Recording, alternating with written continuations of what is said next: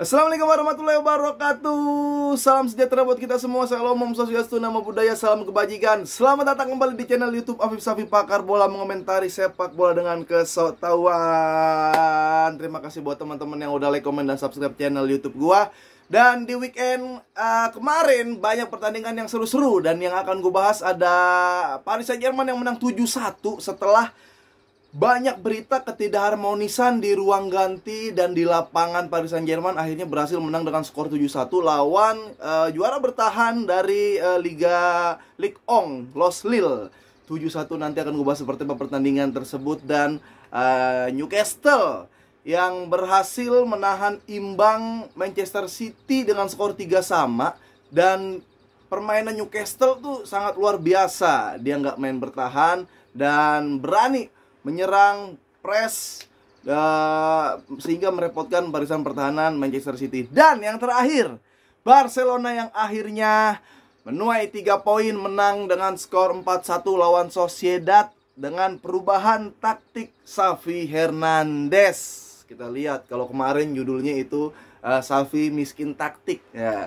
Karena di podcast Boba gue bilang Barcelona nih udah tentu juara lah, peluang juaranya lebih besar. Tapi setelah ngeliat pertandingan minggu lalu, Barcelona gue kasih judul Xavi miskin taktik. Tapi sekarang Xavi kaya taktik. Nah, tapi banyak tapinya. Sebelum ke Xavi, gue mau apresiasi Newcastle yang bermain bener-bener terbuka, melakukan serangan demi serangan, intens banget melakukan penyerangan. Bahkan gue melihat kalau bisa man of the match-nya itu yang nomor 10 dari Newcastle ya. Harusnya itu main speednya kayak Adama, gocekannya kayak Ronaldinho ya, dribblenya kayak Okocha. Cuman kadang passing-passingnya aja dia suka, entah temannya belum pada datang karena saking cepetnya dia suka salah-salah passingnya. Tapi ya gue salut lah. Kalau semalam Newcastle menang, itu gue yakin semua orang di seluruh dunia pecinta sepak bola ikhlas dan seneng ngelihatnya. Karena ketemunya City, dia main terbuka, main lebih cepat dari City. Bahkan di babak pertama mau menit ke 36 40-an, penguasaan bolanya itu 90% Newcastle. Gila. Dan babak kedua nggak terlalu drop capeknya karena dia megang bola oke, press oke, tinggi juga pressnya. Babak kedua takut capek, ternyata nggak capek. Dan ya udah, nanti kita akan bahas lagi Manchester United berhadapan dengan Liverpool dengan datangnya Casemiro di lini tengah.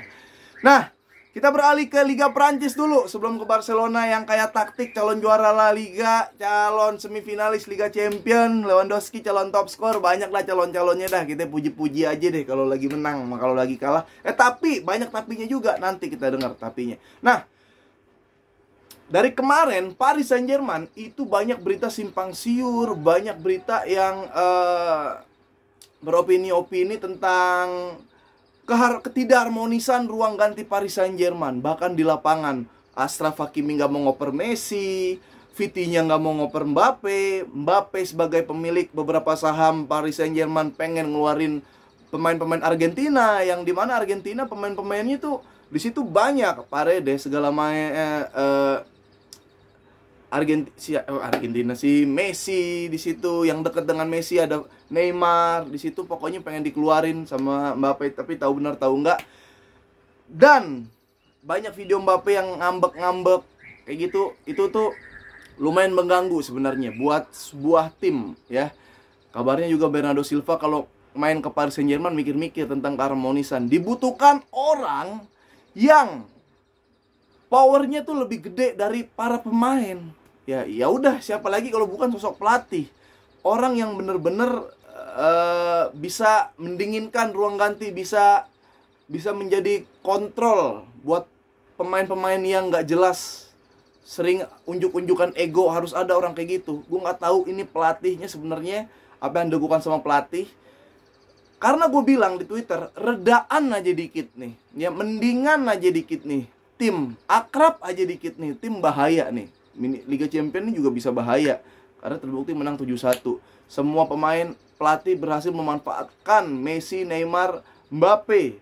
Itu dia ratingnya di atas 90 semua. Berarti kan ada keegoisan yang dipotong sedikit-sedikit sama pemain-pemain ya. Messi ngasih assist di menit pertama, Neymar juga ngasih assist ke buat Mbappe. Jadi kelihatan kalau harmonis saja dikit ini bahaya nih Paris Saint-Germain, bisa lumayan jauh di Liga Champions. Karena liga domestik ya lu harusnya menang sih dengan skuad yang sekarang. Nah, kita beralih ke Barcelona. Kayak taktik yang di awal-awal Xavi memasang formasi 3-2-4-1.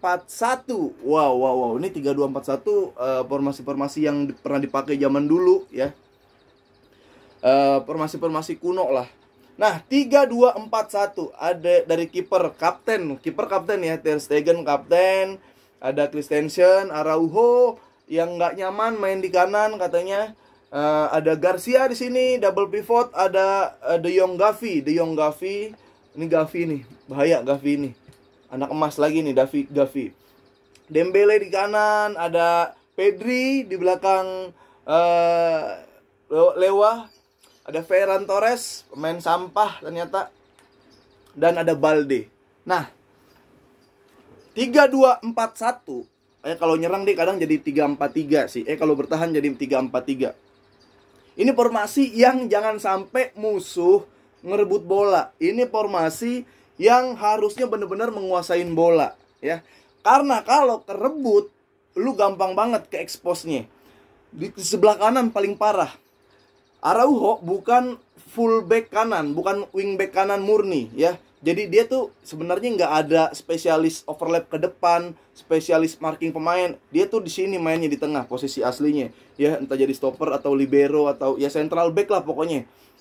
Dia nggak nyaman main di kanan. Nah, di depannya ada Dembele yang ya bukan spesialis juga untuk turun ke belakang. Nah, makanya sebenarnya di sini posisi yang pas harusnya Des di sini ya. Atau main 4-3-3 harusnya ada Des, bener-bener harus punya full back atau wing back kanan yang siap overlap ke depan. Nggak usah pakai false full back kan lah. Karena kalau udah double pivot harusnya mereka nih bisa wanti-wanti buat kalau ada counter attack. Nah, Dembele agak jelek dong defense-nya. Turun ke bawahnya agak jelek. Araujo majunya overlapnya agak kurang. Jadi di lini kanan itu agak bahaya kalau di-expose. Kalau ketemu pemain-pemain yang serem-serem itu bahaya. Di kiri ya Garcia, biasalah Garcia lah. Ya makanya di sini kita butuh kayak back Aspili, mungkin Dani Alves kalau masih ada, kayak gitu yang bisa masih maju-maju. Nah, di sini ada Balde, yang menarik Balde. Nah, untuk Balde, back yang ditarik ke atas itu lebih oke harusnya kan. Mainnya harus lebih oke dari Dembele. Dembele emang khusus buat nyerang, nggak bisa bertahan. Balde bisa turun buat bantuin si Eric Garcia. Kebukti ketika counter attack, gua nonton Barcelona tuh di menit 3. Gue lupa apa gue baru melek atau kayak gimana. Udah gol aja tiba-tiba. Dan golnya itu ternyata counter dari Balde. Balde counter bagi ke Lewandowski. Jangan pernah raguin insting Robert Lewandowski lah. Dia kalau mau golin 4 dia golin. Kalau ada peluang 4 kali digolin sama dia. Lewandowski langsung gol. Ini kado buat orang tuanya, 2 gol Lewandowski. Nah, yang sampah tapi Xavi masih mengemaskan pemain-pemain Spanyol, mengemaskan DNA La Masia yang harusnya sih udah diganti ya.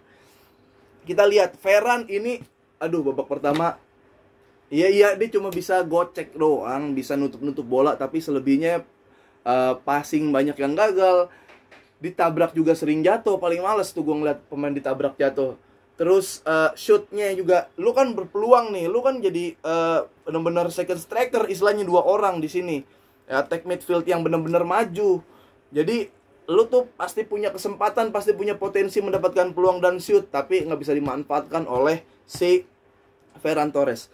Di babak pertama itu sebenarnya Sociedad tuh yang mengendalikan permainan, mendominasi permainan. Kenapa? Karena gue ngeliat di sini nih antara De Jong, Gavi ini maju ke nempel banget sama Dembele. Mau ngapain sih Gavi? Lu kan double pivot, jaga kestabilan di lini tengah harusnya. Nah, akhirnya apa? De Jong blunder di tengah. De Jong blunder juga bukan langsung diambil tanggung jawab atau diperlihatkan tanggung jawabnya, tapi malah ngelambai-lambai ke wasit, minta pelanggaran. Akhirnya terjadi gol. Itu dia cuma 1 kali serangan bahaya aja itu bisa terjadinya gol, itu bisa tercipta gol kalau ya lu bener-bener space tengahnya ini kosong, kena counter langsung berhadapan sama back, dan backnya juga back ya Garcia kalau lagi jelek kelihatan banget jeleknya. Itu yang terjadi ketika kekurangan dari Barcelona. Nah, kita beruntung punya kiper kayak Ter Stegen. Dulu Stegen mah awal-awal di Barcelona dia nggak bisa passing, dia nggak bisa long ball akurat, tapi sekarang dia belajar itu kayaknya. Akhirnya Barcelona tuh memaksa di setiap lini harus unggul jumlah pemain ya, fungsinya biar bisa oper-operan. Stegen bisa melakukan itu.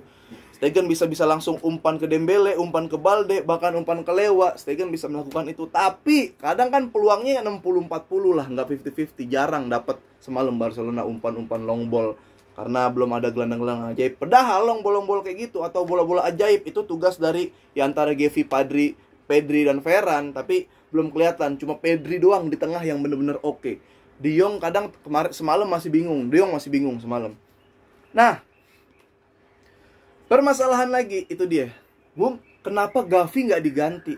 Ini Xavi sama Pjanic ada masalah apa sih? Dia pernah bilang Pjanic ini salah satu proyek gue juga. Dia menunjukkan kualitas dan kapasitasnya sebagai pemain, tapi nggak dimain-mainin. Sampai Busquets kartu merah, disuspend 2 pertandingan. Pjanic nggak dimainin juga. Gue juga kalau jadi Pjanic, ampun, gue udah tinggal bilang aja, Barcelona lu maunya apa gitu kan. Kalau lu mau gue dijual, silakan jual gue. Cariin klub yang dia bilang sama agen, cariin klub yang gak terlalu parah banget turunnya, kelasnya, levelnya jangan kayak gitu. Karena gue pun kalau gue dapat klub yang jelek banget, itu gara-gara Barcelona nggak ngasih kesempatan buat gue, nggak ngasih lihat, gue nggak bisa nunjukin skill gue di lapangan, sehingga klub-klub nggak ada yang tertarik. Jadi kesian gue sama Pjanic, sampai jadi mainin Pjanic. Nah, babak pertama itu buntu sebuntu-buntunya. Ya, Pedri belum sering turun ke bawah. Gavi di depan mulu ame Dembele ame Lewandowski. Mau ngapain tuh bocil? Lu kagak diganti-ganti tuh bocil. Ya, kayaknya lu sampai kaki lu patah, sampai kaki lu copot juga ame Xavi masih dimainin. Ini yang kayak gini-gini yang gue bingung. Malah di babak kedua yang diganti ya Dembele. Oke lah, Dembele pemain Perancis, realistis lah, udah menang, udah ciptain gol, udah skor. Ditarik. Nah, sekarang kita bahas babak kedua. Ada di babak pertama, Stegen beberapa kali melakukan save krusial. David Silva itu serem banget, harusnya gol tapi ke save. Mourinho hampir gol, dan lagi-lagi Stegen save. Jadi salah satu aktor utama Barcelona cuman kebobolan 1 itu Ter Stegen ya. Back-backnya kalau lewat udah selesai deh back-backnya. Nah, di babak kedua, di menit 60-an, 62 ya. Di menit 62-an masuklah sang pangeran La Masia, yaitu Ansu Fati. Oh, di menit 66. Ya, di menit 62-an Ansu Fati masuk, Rafinha masuk menggantikan Balde, menggantikan Ferran Torres. Langsung Rafinha main di kanan, Dembele main di kiri, Ansu Fati di belakang Lewandowski. Yang beda dari Ansu Fati, gue selalu bilang, ini kayak pemain macam Ansu Fati, Depay yang fisik nggak terlalu kuat, dia nggak boleh jauh-jauh dari gawang, dia harus dekat dari gawang. Harus kita akuin, dia bukan pemain speed lagi, bukan pemain yang 1 lawan 1. Karena kalau duel tuh Ansu Fati pasti kalah. Tapi kalau dia udah megang bola, cari posisi, ya itu instingnya oke, instingnya bagus. Kebukti begitu masuk dia main di belakang Lewandowski, langsung dia memberikan 1 assist dan gol. 2 assist ya? Oh iya benar, 2 assist dan 1 gol. Ke Lewandowski sekali, gol Lewandowski, ke Dembele sekali, dan golin sekali. Nah, ini nih, gue bilang kemarin Ansu Fati itu ringkih. Kalau dibilang ringkih, gue nggak salah, karena dia ringkih tetep. Ya, 1 lawan 1 kalah mulu, speed nggak ada. Tapi kalau udah main deket sama garis gawang, sama pertahanan musuh, ya itulah lihat kehebatan Ansu Fati. Ternyata dia bukan pemain yang fisik, tapi ya minimal lu jangan hancur banget fisiknya. Karena lu tuh bagus ketika megang bola, lu bagus ketika melakukan pergerakan tanpa bola, bahkan itu bagusnya di situ Ansu Fati. Nah, Rafinha ya nggak terlalu kelihatan banyak lah, tapi untung melakukan perubahan tuh oke. Jadi benar-benar membawa perubahan. Akhirnya ketika Dembele ditarik, main 4-3-3 lagi setelah 4-1, normal lagi 4-3-3.